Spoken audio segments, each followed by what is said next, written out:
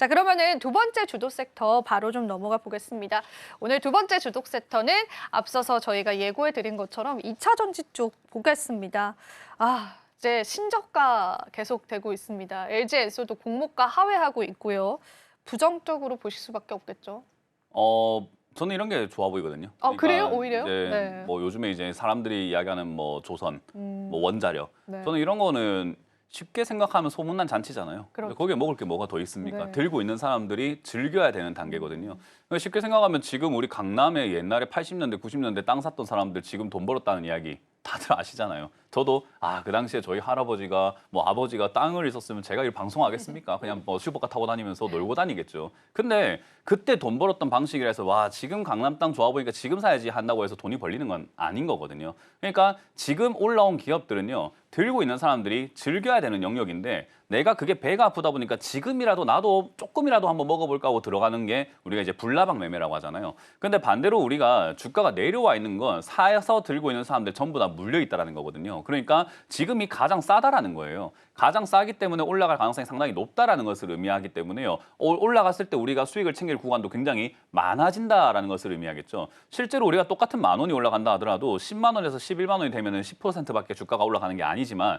10,000원이 2만 원 되면 100% 올라가는 겁니다. 그러니까 주가가 싸면 수익 낼 수 있는 그 공간이 굉장히 많아진다라는 거예요. 근데 2차 전지가 지금 굉장히 오랫동안 쉬었어요. 2023년 붐이 일어나고 난 다음에 사실상 굉장히 오랫동안 이렇게 쉬어 있다라고 보시면 되고요. 주가는 신저가를 기록하고 있기 때문에 이거를 사서 최근 근 한 3년간 사셨던 분들은 수익 나는 사람이 아무도 없다라는 걸 의미하겠죠. 그렇다는 말은 전부 다 물려 있다는 거기 때문에 싸게 팔 가능성이 높은 자리들이 지금이라는 겁니다. 그럼 2차 전지 들고 있는 사람들이 싸게 판다? 그 말은 반대로 이야기하면 나는 싸게 살 수 있다는 거죠. 반대로 아까 반도체는 내가 비싸게 판다, 상대방은 비싸게 산다라는 개념이죠. 주식은 승부하는 개념입니다. 그렇기 때문에 지금 2차 전지 물려 계시는 분들은 내가 지금 탈출하고자 뺏기려고 하지 마시고 지금 이 물려 있는 자리들 굉장히 싸게 떨어져 있는 2차 전지들을요. 세력들 입장에서는 또는 큰 손들 입장에서는 뺏고 싶습니다. 여러분들한테. 그리고 자기들이 끌어올릴 때 결국은 또 좋다 하면서 끌어올려야 팔아먹을 수 있잖아요. 그러니까 지금부터 좋아 보이는 뉴스들이 서서히 보이기 시작한다는 거죠.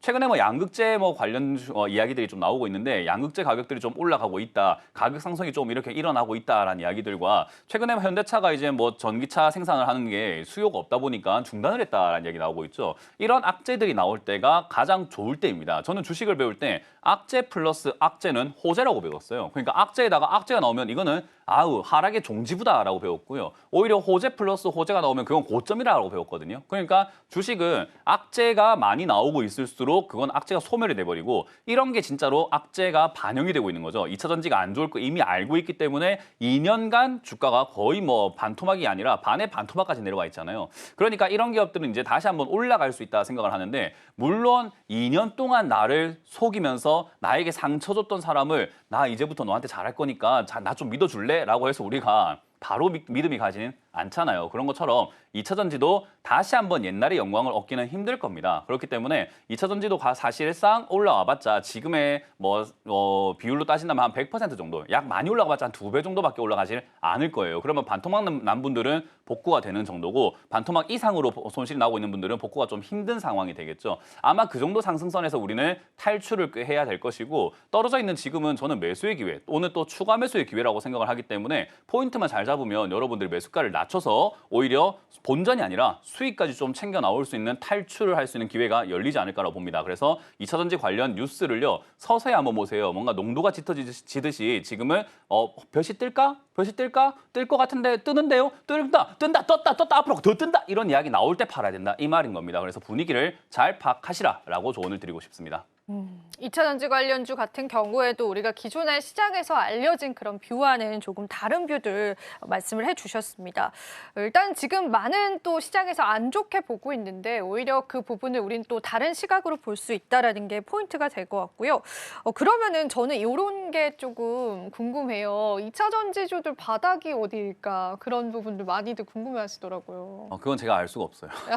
알 수가 없지만 알 수가 없고 네. 차트상으로 기술적 분석도 불가능한 게 사실 2차 전지가 반등이 나올 거라고 저는 작년부터 생각을 했거든요. 네네. 작년에 반등이 나가지 않을까? 이 정도 빠졌으면 진짜 많이 빠졌거든요. 뭐 에코프로만 하더라도 30만 원이 작년 가격으로 한 7만 원대, 8만 원대까지 빠졌었으니까 이 정도면은 반등 나가지 않을까라고 봤었단 말이죠. 근데도 지금 4만 원대까지 계속해서 밀려 내려가고 있는 모습이란 말이죠. 그래서 이게 사실 바닥이 어딜까요라고 하면은 누군가가 사줘야 바닥이 생깁니다. 그러니까 더 이상 안 내려갈 정도로 매수세가 생겨야 된다는 거죠. 주가가 내려가는데 잘 생각 한번 해보세요. 제가 뭐 돈이 한 2,000조가 있어가지고 4만 원 이하는 내가 다 사버려야 되겠다 하는 그 순간 4만 원 이하로 절대 빠질 수가 없죠. 왜냐하면 제가 거기서 다 사버릴 거거든요.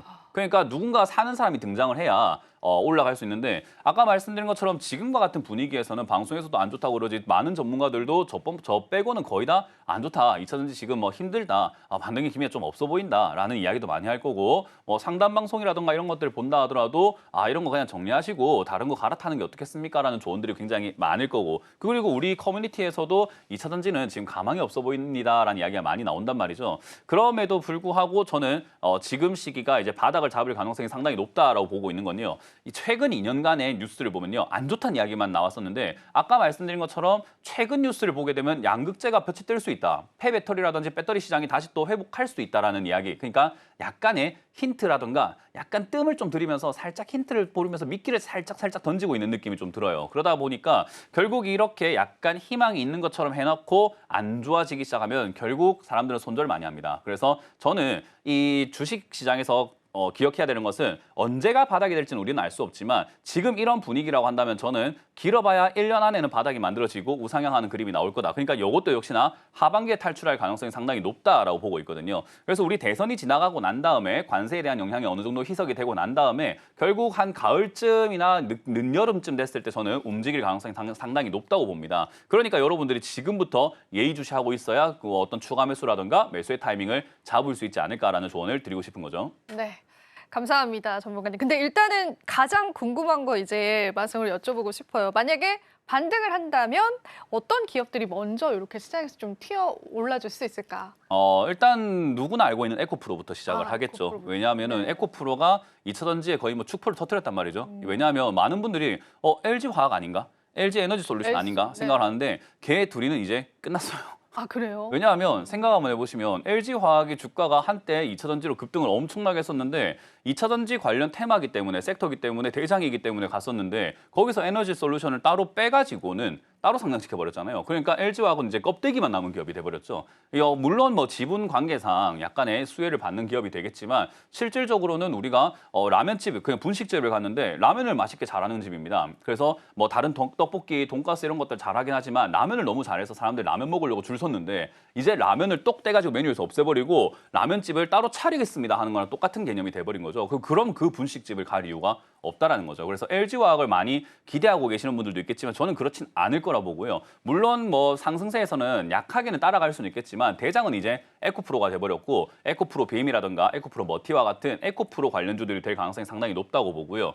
두 번째로는 포스코 관련주죠. 포스코 관련주도 갑자기 철강 안 하고 나도 2차 전지 할란다 하면서 뛰어 들어가지고 공장도 짓고 포항에 지금 부지 엄청나거든요. 그래서 그런 것들을 이야기했을 때 포스코 관련주들도 굉장히 강하게 올라갈 수 있는 테마라고 생각을 합니다. 그래서 저는 정말 희소식이라고 생각하는 게 이 두 테마, 에코프로가 붙어있는 테마들, 포스코가 붙어있는 이 테마들을 제외하고 다른 2차 전지 들고 계시는 분들은 적다고 봐요. 그러니까 결국은 에코프로라든가 포스코 관련주들 들고 계시는 분들이 굉장히 많을 텐데 100% 본전이라고 할 수는 없겠지만 본전에 가깝게 또는 손실을 줄여 나올 수 있는 기간이 저는 하반기쯤에는 생길 거라고 저는 생각을 합니다. 그렇기 때문에 여러분들이 그 점 참고하셔가지고 잘 대응하신다면 지금의 손실, 여러분들의 손실이 아닐 수 있습니다. 최대한 줄여내시기를 추천드려보도록 합니다.